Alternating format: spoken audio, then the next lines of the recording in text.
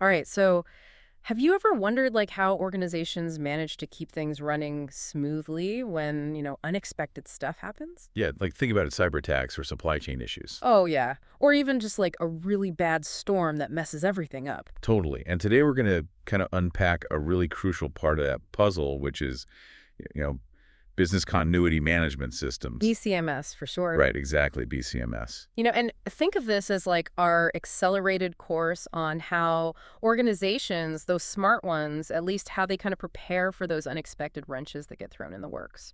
That's a great way to put it. And for you, the listener, our goal here is to really give you a clear understanding of, how these systems work at their core. Yeah, and we want to make it actionable too, something you can actually use.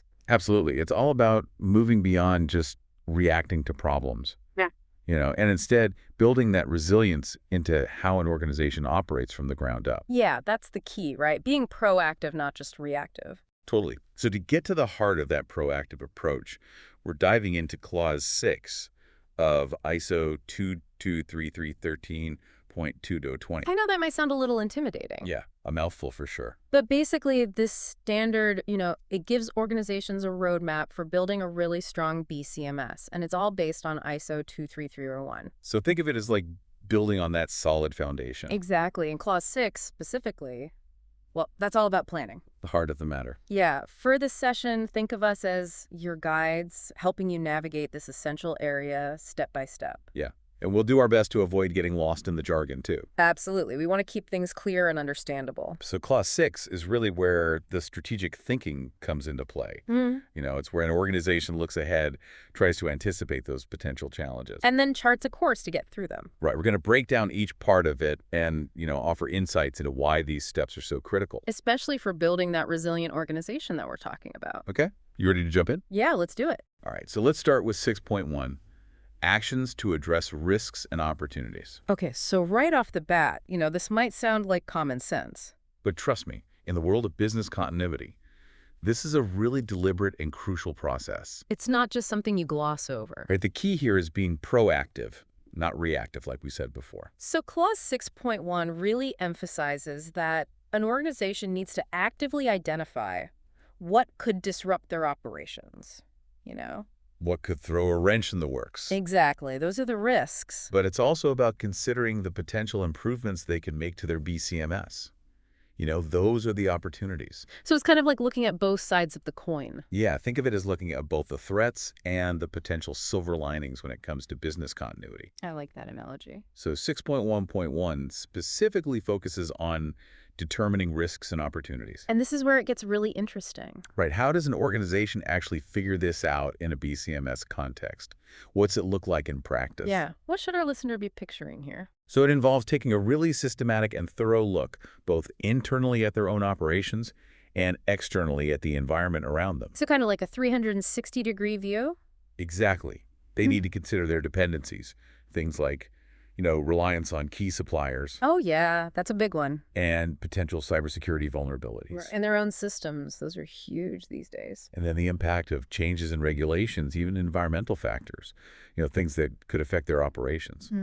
Yeah, the world can throw a lot of curveballs. It sure can. And the fundamental question they're asking is, what could stop us from delivering our products or services? That's the core of it, right? Identifying those potential roadblocks. But just as important is identifying the opportunities. Oh, yeah, that's the silver lining we were talking about. Right. For example, maybe by strengthening their BCMS, they could actually create more efficient processes overall.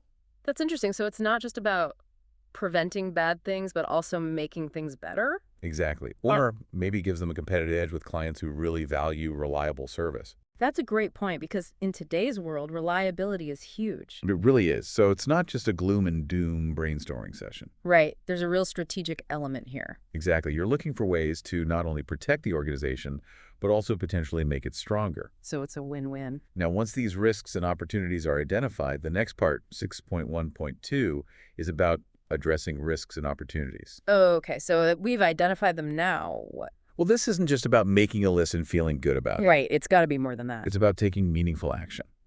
Okay, so what kind of actions are we talking about here? What should our listener envision when we say addressing these risks and opportunities? All right, so for risks, the actions could range from implementing preventative measures to lower the chance of a disruption happening in the first place. So kind of like heading things off at the pass. Exactly, like stronger cybersecurity defenses, for example. That's a big one. Huge. And then developing detailed contingency plans to minimize the impact if a disruption does occur. So like having a backup plan ready to go. Right, things like having backup systems ready to roll if the primary ones go down. Makes sense. And then for opportunities, it might mean investing in new technologies that speed up recovery. Oh, yeah, so you can bounce back quicker. Right, or refining communication strategies based on lessons learned from past events or even drills. So you're constantly learning and improving. Exactly. The critical point is that these actions need to be consciously planned and woven into the fabric of the overall BCMS. They need to be part of the DNA of the organization. Couldn't have said it better myself. It's not enough to just know what the potential problems are. You have to actively work to mitigate them. Right, and also seize any chances to improve your resilience along the way. Okay, I'm with you so far. So let's move on to 6.2, business continuity objectives and planning to achieve them. Sounds like we're shifting gears a bit. We're going from identifying potential issues to actually setting targets for how we'll deal with them. I like it. It's about clarity of purpose. What does the organization want to achieve with its BCMS? Right. And these need to be clear, measurable goals that demonstrate the effectiveness of their business continuity capabilities. No vague stuff. Exactly. Think of these objectives as your organization's resilience KPIs, those specific targets that tell you if your preparedness efforts are actually working. So you can measure your success. Right on.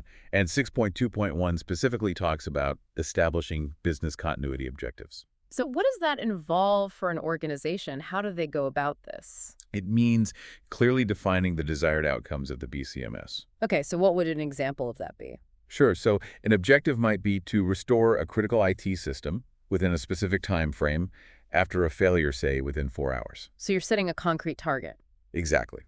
Or it could be to maintain a certain level of service to key customers during a significant event like a pandemic. So even in a major disruption, you're still able to deliver. That's the goal. And these objectives need to align with the overall strategic goals of the organization and its tolerance for risk. They can't just exist in isolation. Right. They need to be connected to the bigger picture. Okay, so it's not just vague statements like we want to be more resilient. It's about setting those concrete, measurable targets that you can actually work towards. Absolutely. And then you can assess your progress against those targets too. So you can see if you're actually moving in the right direction. Exactly. And 6.2.2, determining business continuity objectives, delves into the process of how an organization goes about setting these specific goals. So it's not just something someone comes up with off the top of their head. There's a process to it. A method to the madness. Right. Yeah. So how does an organization actually determine these objectives? What are the key things they need to consider? Yeah, let's break that down. Okay, so several crucial factors come into play. They need to look at the findings from their risk assessments and business impact analyses. So that data is really important. It is, because those analyses help them understand the potential damage from different types of disruptions. You need to know what you're dealing with. Right. And they also have to consider the needs and expectations of their stakeholders. So who are we talking about when we say stakeholders? Their customers, regulatory bodies, employees, and so on. Anyone who's impacted by the organization. So you have to take all those perspectives into account? You do, and crucially, the objectives need to be realistic, given the organization's available resources and capabilities. Right. You can't set goals that are impossible to achieve. Exactly. It's Right. a careful balancing act between setting ambitious goals and being practically achievable. So it's a bit of an art and a science. You could say that it's data-driven, but also takes into account the human element. I'm following you. So we've talked about identifying risks and opportunities and then setting the objectives. And now we arrive at the final piece of Clause 6. Drumroll, please. Haha. All right, it's 6.3. Planning changes to the business continuity management system. This one's interesting because it seems to acknowledge that a BCMS isn't a static document. Right, it's not something you create once and then forget about. It has to evolve. It's Axley. The world doesn't stand still. And neither should an organization's approach to business continuity. Times change, things change. And Clause 6.3 highlights the critical need for a structured process to manage any updates or modifications to the BCMS over time. So you have to plan for the plan to change? In a way, yes, it's about being adaptable. So why is it so important to actually plan for changes to the BCMS itself? Why can't it just be a one-time project? Well, because if the BCMS doesn't evolve, It risks becoming outdated and ineffective very quickly. It can't just sit on a shelf and gather dust. Right? Think about it. New technologies emerge. Regulations change. The organization's products and services evolve. And even the types of threats they face can shift. Yeah, the landscape is constantly changing. It is. And without a plan for managing these changes, the BCMS could fail to provide the necessary protection when a real disruption occurs. It could be like trying to fight a modern war with outdated weapons. Exactly. It needs to be a living document, not something static and unchanging. So it's about making sure the BCMS stays relevant and continues to provide value as the organization and its environment change. Absolutely. So what does planning for these changes typically involve? Mhm. What should our listener expect this process to look like? Yeah, give us the rundown. Okay, so it involves having a clear process for recognizing when a change might be needed. So what would trigger that? Maybe a new risk has been identified or a new technology is being adopted, something that shifts the landscape. Makes sense. And then they need to assess the potential impact of that change on the existing BCMS. So you're evaluating the ripple effects. You got it following, do they plan how the change will be implemented? What needs to be updated, who needs to be involved, what resources are required. So it's a whole project in itself. It can be. And finally, they need to ensure that the changes are effectively communicated throughout the organization. Communication. That's key. It really is. And they need to make sure those changes are properly integrated into the existing BCMS framework. So it all works together seamlessly. Right? It's all about maintaining the integrity and effectiveness of the system in the long run. So Clause 6 as a whole really lays down the essential groundwork for building a resilient organization. It's about taking that long-term view. It's about looking ahead proactively, understanding potential challenges, and also those opportunities for improvement. Right? Those silver linings. Exactly, and setting clear and measurable goals. And establishing a mechanism to ensure the entire system stays current and effective as things inevitably change. So it's a holistic approach.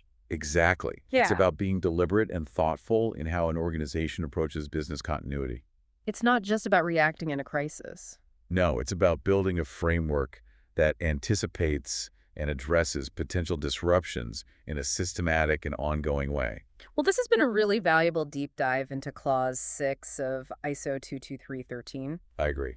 It's clear that this planning phase is absolutely fundamental for any organization that's serious about weathering any storm. It's the foundation. So to wrap things up, what are the key takeaways for our listener from this crucial part of the BCMS framework? Okay, so the main things to remember are the critical need to proactively identify both the potential risks and the opportunities related to business continuity. So both sides of the coin. Right, and then setting clear, measurable, and achievable objectives for your BCMS is absolutely essential for guiding your efforts. So those are your guiding stars.